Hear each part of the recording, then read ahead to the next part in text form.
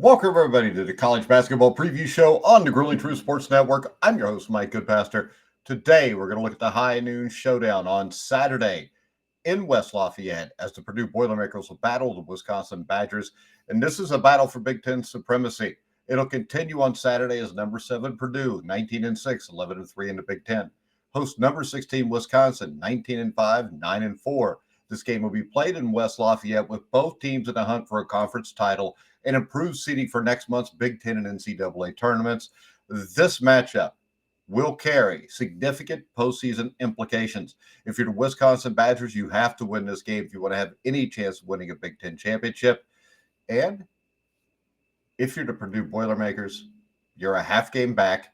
You have to have a win here. You can't afford to fall possibly a game and a half back on Saturday. Now, Purdue was previously the conference's top team until that loss, 75-73 to Michigan in Ann Arbor on Tuesday. Meanwhile, Wisconsin moved into sole position of fourth place following a 74-63 road win at Iowa. Now, both teams are eager to make a statement here. This is their lone single-season meeting, and it is a must-watch game. Now, Wisconsin's defense and clutch play propelled their success as of late. The Badgers entered the game playing some of their best basketball of the season. Their ability to control the defensive side of the game was evident against Iowa as they held one of the Big Ten's highest scoring offense to 22 points below its season average. And on offense, John Tonye stepped up in a big way, scored 7 straight points to ignite a 16-4 game-ending run against Iowa in a game that was close until the last few minutes. Tonye finished with the game-high 22 points, going 9 of 10 from the free throw line.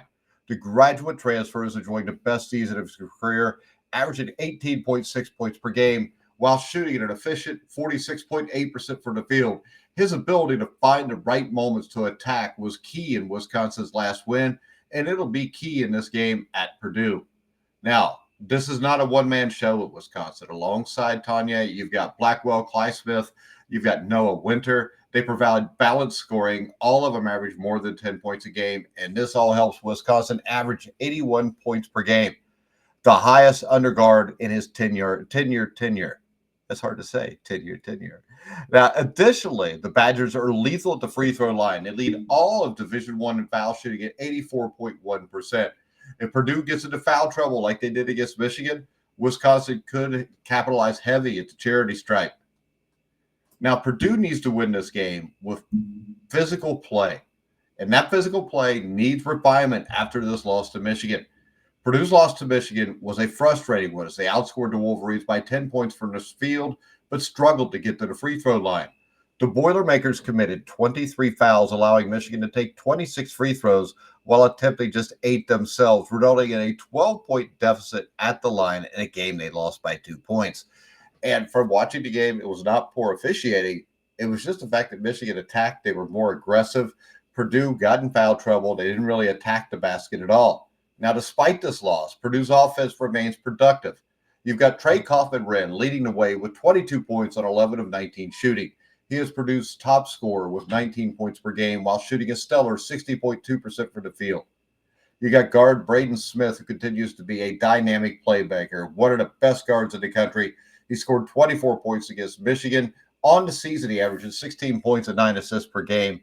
Then you've got the other sharpshooter, Fletcher Lawyer, 13.8 points per game. He shoots a little over 45% from three-point range. He adds an outside threat that could help Purdue stretch Wisconsin's defense.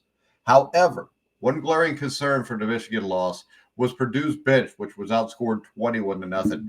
Now, Matt Painter didn't seem too upset about this after the game. He said the game like that, you want your top scorers taking most of the shots, and they were efficient.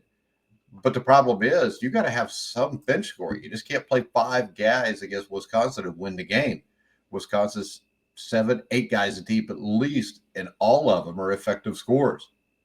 Now, both teams here are positioning themselves for a strong postseason push, but Purdue needs a bounce-back win. Wisconsin's riding high after taking down Iowa. This game has all the earmarks of a Big Ten Classic.